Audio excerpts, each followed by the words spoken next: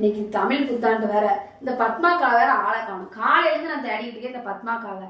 எதுக்கு தேடுதேன்னா அதெல்லாம் ஒரு விஷயம், அதெல்லாம் உங்கள்ட்ட சொன்னா நீங்க வெய்வீங்க, அதனால நான் உங்கள்ட்ட சொல்ல மாட்டேன். எதுக்கு கேட்கீங்க? நான் எதுக்கும் பத்மாக்காவை தேடுறேன். உங்களுக்கு இப்ப என்ன பிரச்சனை? நான் தானே அந்த அக்காவை தேடுறேன், நீங்க தேடுறீங்களா? இல்ல நான் தானே தேடுறேன்.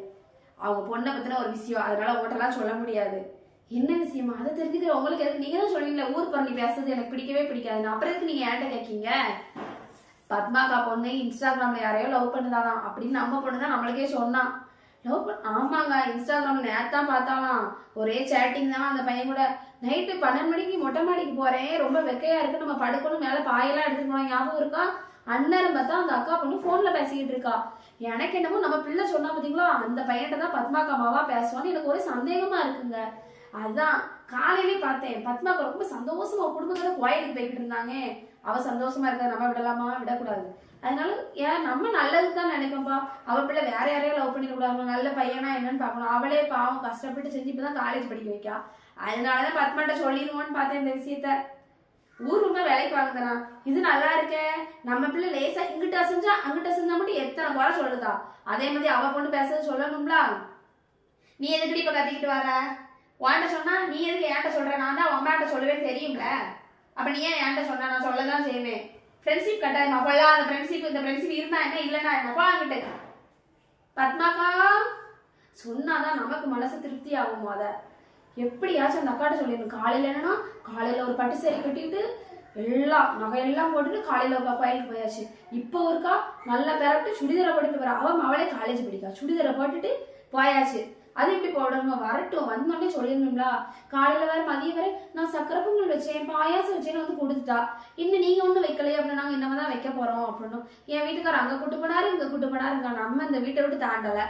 அதனால பத்மா கடைக்கு நைட் வந்தாலும் ஹோட்டல்ல வேற சாப்பிட்டு வர போறேன்னு நாங்க. வரட்டும், சாப்பிட்ட சொல்லி எப்படி செரிக்குங்கிறத நான் பார்க்க போறேங்க இன்னைக்கு. புரணி பேசுறதுல என்ன ஒரு சுகம். மத்தவளை இந்த மாதிரி எல்லா நியூஸையும் கலெக்ட் பண்ணணும். யார் யார் வீட்டுல என்னென்ன நடக்குன்னு தெரிஞ்சுக்கிட்டாதான் நமக்கு கொஞ்சம் ரிலாக்ஸா இருக்கு. ஃபர்ஸ்ட் முதல் அந்த பிள்ளை இன்ஸ்டாகிராம்ல எப்படி அவன்கிட்ட பேசிச்சு, அதான் எனக்கே சந்தேகம். குடிஞ்சதெல்லாம் நிமிராத பேவுளையாச்சு. அந்த பேவுளை எப்படி இப்படி பண்ண ஆரம்பிச்சா? குடிஞ்சுட்டே தான் போவா, குடிஞ்சுட்டே தான் வருவா.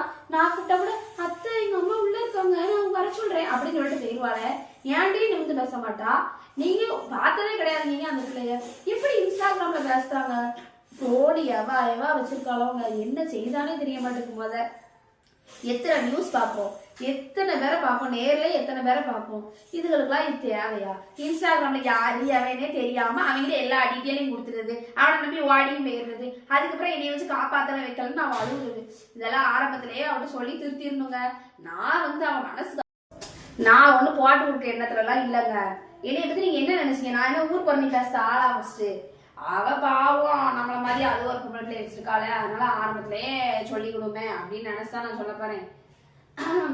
சும்மாதான் பேசத்தான்னு சொன்னான். நம்ம தான் கொஞ்சம் கொளுத்தி போடுவோம். அவன் நல்லா இருந்தா நமக்கு கஷ்டமா இருக்கும்ல. நம்ம நல்லா இருந்தான்ட்டு எப்படி கொளுத்தி போடுதா?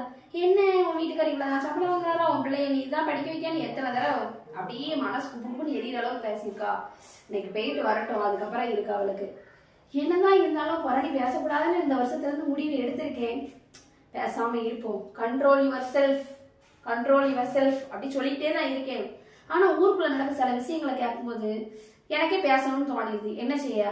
அதுக்குள்ள ஒரு குரூப் வேற உட்காந்துருக்காங்க. அந்த குரூப்ல நம்ம போலன்னு வச்சுக்கோங்க, அப்புறம் நம்ம குடும்பத்தை பத்தி தான் பேசுவாங்க.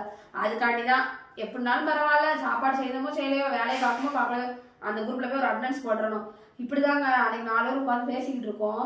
ஃபர்ஸ்ட் முனியம்மா கழிச்சு போனாங்க, அவங்க வீட்டை பத்தி பேசுறாங்க. அப்புறம் ராணியை கழிச்சு போறாங்க, அவங்க வீட்டை பத்தி பேசுறாங்க. கடைசி நானும் சண்முகக்கா வந்து உட்காந்துருக்கோம். யாரடா பேச போறாங்கன்னு நினைச்சா அவங்க பத்மாக்காவை பத்தி. அப்ப நான் எந்திரிச்சு போனா என்னைய பத்தி பேசுவாங்க அப்படின்னு சொல்லிட்டு நான் 1 மணி நேரமா உட்காந்துருக்கேன். அவளும் எந்திக்க மாட்டேங்க, நானும் எந்திக்க மாட்டேங்க. சரி நம்மளை பத்தி பேசினா பேசிட்டு போட்டோம் அப்படின்னு நான் வந்துட்டேன். மனசுக்குள்ள பக்குன்னு அடிச்சிச்சு. கடைசி யாரை பத்தி பேசிருக்காம தான் நம்ம பத்மாக்காவை விட்டே பேசிருக்கா என்னைய பத்தி. அவன் என் வந்து பாட்டு கொடுத்துருக்கா. அப்ப என் மனசு எவ்வளவு கஷ்டப்பட்டிருக்கும். அதே மாதிரி இந்த விஷயத்த சொல்லணும். இவ சொன்னா சும்மா ஃப்ரெண்ட்லியா தான் பேசுதாமா, ஏதோ 4 மெசேஜ் தான் அந்த பையன் பண்ணான் அப்படின்னு இவ சொன்னா. அது அந்த பிள்ளைக்கு ஒரே சிரிப்பான், தாங்க முடியலையா, ஒரே வெப்பமா வேற வந்துச்சான். அதனால சும்மா இருக்கிறது எப்படி, நம்ம சும்மாவே விட்டா இப்படி லேசா கொளுத்தி போடுவோம், அதுக்கப்புறம் பாத்துக்கலாம். சரி, இந்த happy new year, Tamil happy new year எனக்கு எப்படியும் நல்ல நியூ இயரா தான் இருக்கு. ஏன்னா பக்கத்துல பத்மாக்கா ரொம்ப வைத்தறிச்சலோட இருப்பாங்களா, அதனால நம்ம கொஞ்சம் சந்தோஷமா இருந்துக்கலாம். சோ இந்த மாதிரி நீங்க எல்லாம் எத்தனை பேர் நினைக்கீங்கதான் மறக்காம சொல்லிருங்க. எல்லாருக்கும் தமிழ் ஹாப்பி நியூ இயர். எல்லாரும் சந்தோஷமா கொண்டாடுங்க, ஃபேமிலியோட கொண்டாடுங்க.